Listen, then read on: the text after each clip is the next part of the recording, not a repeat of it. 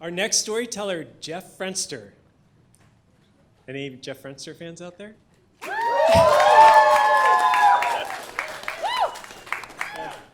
So, yeah, I saw you guys out there. Jeff plans an unforgettable trip for some of his friends to Yosemite, except now he wishes they would forget. Please welcome Jeff Frenster and his story, Into the Abyss.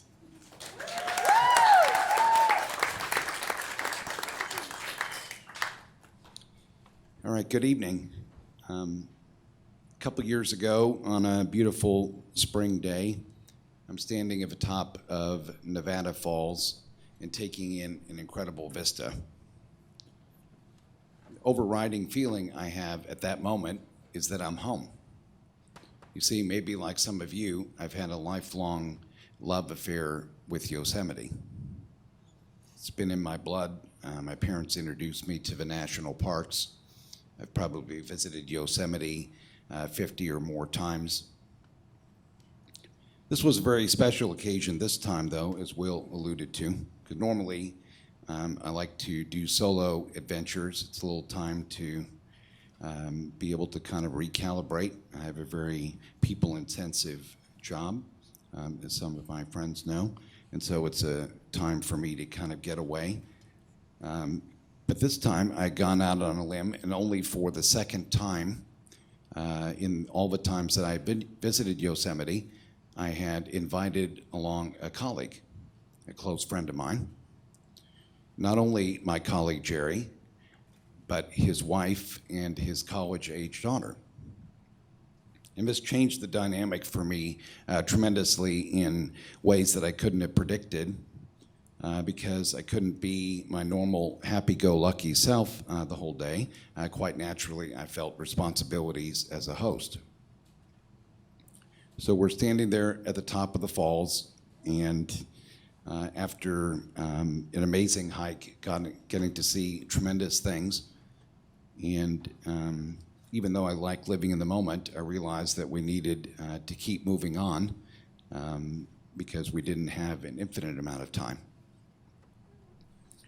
So I asked my friends to don their waterproof jackets. Very uncharacteristically for me, I'd probably spent about 6 months planning the trip.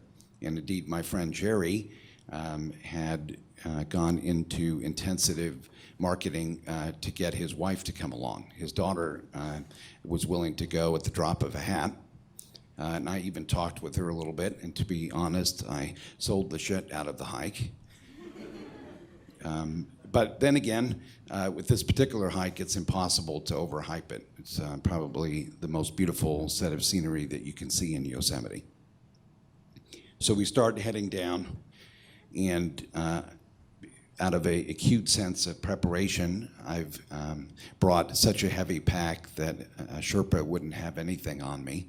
And I was definitely starting to feel it at this point. I'm in pretty good shape, but this was a tough hike. We had hiked over 4,000 feet elevation gain. So we're going down next to the falls, and I've got my GoPro on, and I took a couple really bad tumbles. I remember at one point, I slipped and basically did a face plant. My backpack came off, my poles are off to the side, and fortunately, the one positive thing was that although the camera kept recording it, my friends had disappeared ahead of me, out of sight now because they were unencumbered by having to fall. So they were able to open up quite a bit of distance between us. At one point, I finally caught up with Jerry, and he said, we wanted to see if you were still alive. And I said, yes, obviously that's the case, and so I'm talking to you right now. And this was our first little mini crisis because his wife and daughter had taken the left fork of this trail, and we needed to be proceeding down the right. So he gave me this look that, you know, like, are you effing kidding me? And I'm like, I'm not the one who ran ahead. You're getting the roles confused here, so. Or accountability. So he disappears into kind of the fading light, emerges what seemed like 10 or 15 minutes later. I don't actually know how long it was. I don't think it was actually that long, with his wife and daughter. And we continue down the main trail and end up standing on the rocks right above Vernal Falls. And now we face what I will dramatically refer to as the decision in capital letters. Okay? We're left with two distinctly unappealing choices. Choice number one is to take the more mellow trail at the price of adding 2.5 miles to the trip. At the rate that we were progressing at that point in the hike, it was at least another hour and a half additional hike compared to the shorter route. Now, the shorter route is known as the famous Mist Trail, either the most famous or infamous trail in the park. But I had one advantage over my friends in that they had never been to Yosemite before, so they didn't actually know what was involved in going down the Mist Trail. So this was a moment that I'm not proud of. I could have fully Mirandized them as to what it would mean if they chose that, but I knew personally that either way, because of the stress of the situation, that I personally was totally screwed. They were going to be unhappy with me either way. We're way behind schedule. So we end up deciding collectively to take the lesser of two evils and start down the Mist Trail. So we set out looking very much like condemned prisoners going to their fate. No more banter, no more time for pictures and everything. We were on a mission. We're just going to go down this frickin' trail. Let me tell you a little bit about the Mist Trail. Okay, it is 800 rough-hewn rock steps in the space of a half mile. And there's no guardrail. This is not Disneyland or anything. It's literally no more than 5 feet off of the stairs are the river, which is rushing at this time of year. And it's a very simple equation. You slip, you're dead. No ambiguity. Okay? Should also mention that it was pitch black at this point. So we're hiking down with the flashlights that I had the foresight to bring. And that's all you can see. Seemingly interminable set of steps. No one spoke a word for probably an hour and a half. We were all just felt like we were lucky to make it through that part. You could hear all the sounds of the river and everything, and it was probably flowing like 20 miles an hour. We make it down to the bottom of that, amazingly, and I found myself personally so fatigued that I was having difficulty when we were standing on the flat path finally of standing up straight, because I think my back was spasming a little bit from some of those falls that I took earlier.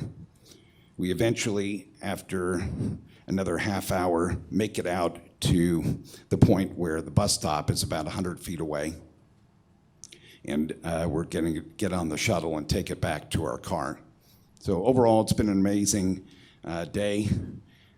We're just starting to get our act together to walk over to the bus stop, and all of a sudden, we see the headlights of the bus pulling away from the stop, but fortunately heading towards us. I said to Jerry, we've got to flag down that bus, so he grabbed the flashlight that he was still holding and went out into the street and frantically waved it. Bus comes to a stop, doors open, look in, no one there except the driver. Driver then very unhelpfully informs us that according to regulations, she doesn't need to pick up anybody who's not at the stop. I'm like, really? Everything's hanging in the balance. If we don't get on this bus, we're facing like a minimum of an additional 2-hour walk back to the car, and then my friends are definitely not letting me get back in the car. That's what's at stake for me personally. She relents and lets us on the bus. We end up eventually making it back to the car and start heading back to San Jose because we had done what turned out to be a 22-hour, one-day trip to Yosemite. I know. I can see you're all ready to sign up with me. couple little things. I'm very service oriented, so I asked his wife, kind of was polling everybody as to how her time was, as if that was an appropriate question at that time. And she said, I'll tell you this much. I'm never going to go on another activity with you without asking a lot more questions. Now, very strangely, back in the early carefree part of the hike, when it was all banter and fun and selfies and everything, my buddy Jerry had taken great pride in letting his wife and daughter know of various misadventures that I've had. And then in a very prescient way that was haunting to me, I said, you never know, you might end up in your own Jeff story. And we all laughed it off, and sure enough, that's what came to pass. Anyway, the thing that really raised the stakes for me, I feel like I should share with you in full disclosure, is that Jerry is not only a close friend and colleague, he's also my boss. Thank you very much.